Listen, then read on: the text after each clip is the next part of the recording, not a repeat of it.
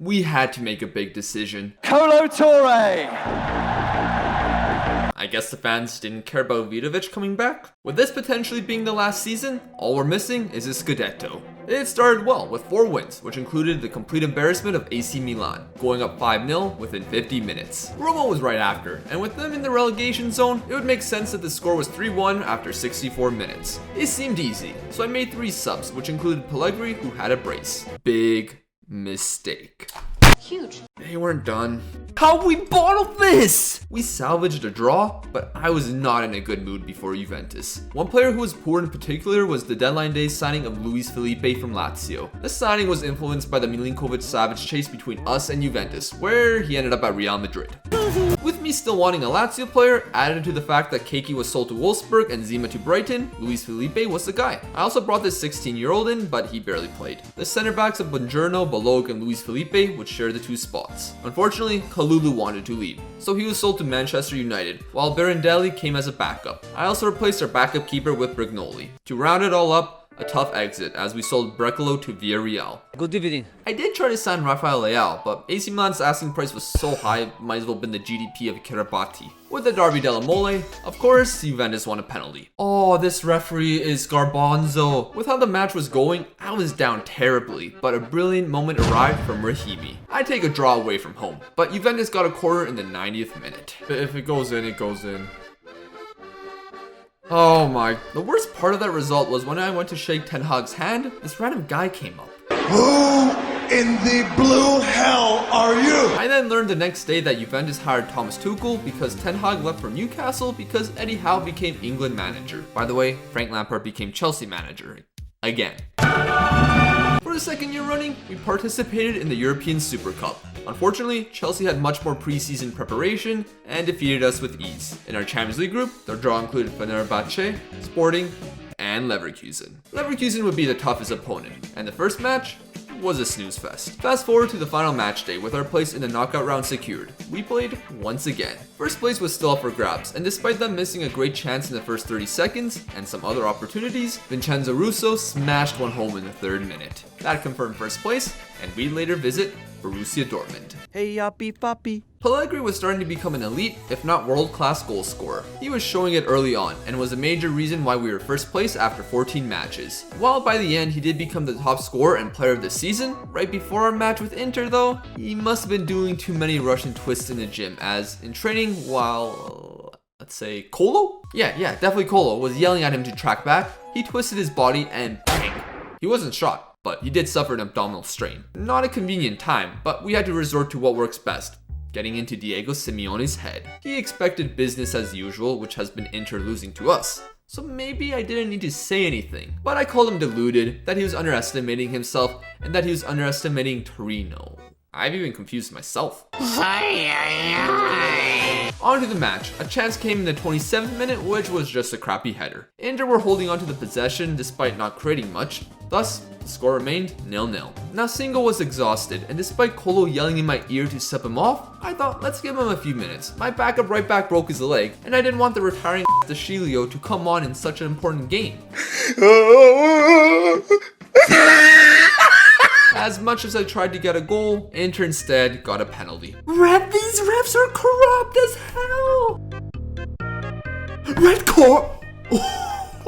They missed the penalty, but we didn't show up. Fair play to Diego. By the end of the year, us and Juventus were equal on points, although Atalanta with Antonio Conte were not far behind. Same with Inter and Sassuolo. The latter was our first opponent of the new year, and despite their strong start, I expected a straightforward result, and I didn't get one. So we dropped behind Juventus. I'm too old for this. They'd have a perfect January, and we'd win, until we got dismantled by Hellas Verona of all teams. I don't know what went wrong. Some say poor finishing, others say poor officiating, but despite Pellegrini being back, it didn't make a difference. Although, he did score in the next match, but we drew 2-2, setting us 5 points behind Juventus. Not impossible to catch up with 16 games left, but let's first talk about defending our Champions League title. Dortmund were a pretty good side, disrupting the reign of terror by Bayern last season, which was then followed by an undefeated season by the Bavarians. Nevertheless, we've defeated better sides in this competition, and with Raspadori getting a big chance, Classic Raspadori. Balog, on the other hand, was having a world-class match, saving a goal.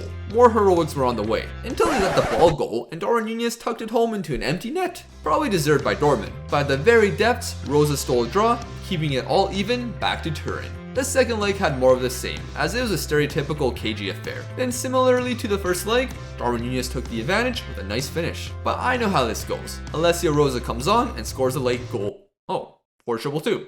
Only creating 0.31 expected goals in the half? We're eliminated from the Champions League? Leverkusen demolished Barca? Well, that sucks. In the middle of those two legs, we had Juventus for the second time, and this was absolutely crucial. 3 points behind them, and we could jump ahead on head-to-head goal difference depending on the result. They came off getting torn apart by Liverpool, although they had an extra day of rest. Still, we were getting some important goals, like Rosa's and Pellegri's versus AC Milan. With this at home and De Ligt playing right back, I thought this was the moment. The time to finally defeat Juventus. Not much was going on in the first half, and Juventus' player of the season was causing some danger. No, it wasn't Vlahovic, but Cancellieri, who put on a masterclass of a season. And as the second half kept rolling, there weren't many dangerous chances. That all changed in the 76th minute. Juventus risking it all right there. Give possession back to us. Russo to Rieder, Vidovic, Pellegrini, Raspadori. Raspadori hits the post! You should know how this goes. Cancellieri switches the play beautifully. Oh my, no! I basically made us spam crosses into the box. And with a couple minutes left, Vidovic to Singo, back post. Yeah, how did you hit the post from there? Luis Diaz, oh no. Oh! 13 matches remain and a 6-point gap.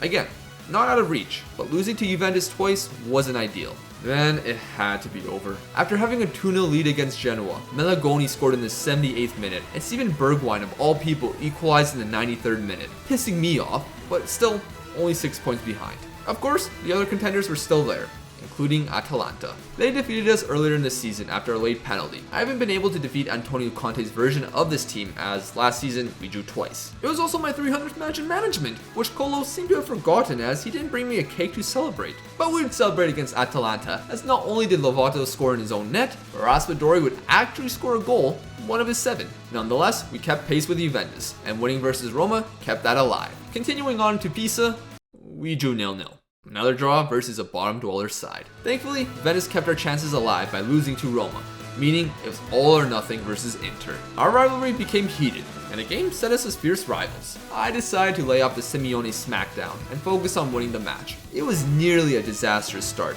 and Amad Diallo almost scored this ridiculous attempt. We rebounded though, and early in the second half, Rieder would find Pobega to give us the lead. Pellegrini followed, cleaning Balog's mess, and we left with another big win.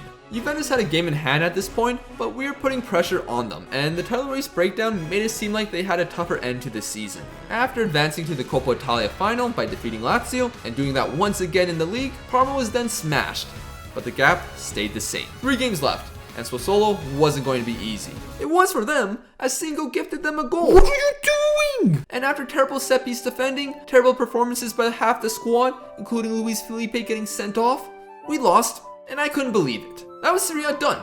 Finito. Despite winning our last 2 matches, Juventus would be crowned Scudetto winners by 4 points. I could blame all the draws we had, the bullcrap referee calls, and more. But at the end of the day, we needed to defeat Juventus once, and that made all the difference. After mauling post the Sassuolo loss, I dropped half my squad in our Coppa Italia final, which was only a few days later. Drop. I changed my mind on Pobega. Yeah, a much weaker lineup, especially for a cup final. It even saw João Pedro and Deschiglio starting, 2 guys who were retiring at the end of the campaign. Not only was it their last chance, but maybe the last piece of silverware I get my hands on. And of course, it'd be against Inter. The guys dropped weren't even on the team bus. And maybe it was an overreaction, but we evenly matched with Inter. Despite an early scare, we were fine. Like the last cup final against them, it was a snooze fest, but a highlight appeared in the last moments of the match. Another cup final, 90th minute, 93rd minute. And Barella is off. He's sent packing. I made 3 subs to freshen the team up and to go at Inter since they only had 10 men on the field. At least, that was supposed to be the case. Before I could further question it, a highlight appeared, and I needed to double check something. 1, 2, 3, 4, 5, 6, 7, 8, 9, 10. Why do they still have 11 men on the pitch? If we continue with the highlight, is this 2006 all over again? Inter does some bad stuff and they get the title? What is this? Burrell got sent off. I needed to go for it even more, which involved a 4-2-2 because I couldn't go out like this. Udoje. Rosa. Let's go, Alessio Rosa. It went to penalties, and it's all in FM's hands from here. Last time we had a shootout versus Inter, we lost. Rosa stepping up, he scores. Bruno Fernandes stepping up. He stopped! Fernandes is a fraud. João Pedro, one of his last ever games for the club. Can he make it count? What a penalty! Maxi Gomez fraudulently scored a goal. Will he score again? He does. Bertessi stepped up big for this final, had a great game. Can he continue our goal scoring? He does. Let's go. Good player. That's all I have to say about you. And he scores. Reader, brilliant man. And brilliant goal in the penalty. We're 1 goal away. Unless if it's saved now, can Urgan be the hero and give us one final trophy with this team? Cunha stepping up. He probably shouldn't be on the pitch but it doesn't matter. He's stepping up. Yes! Let's go! Coppa Italia winners! We dropped 5 frauds and we still win the cup. They get a man sent off, they still play with 11 men, we still win the cup. Everything is vindicated despite all this corruption, despite all this fraudulence. We are the ones lifting this trophy. Let's go!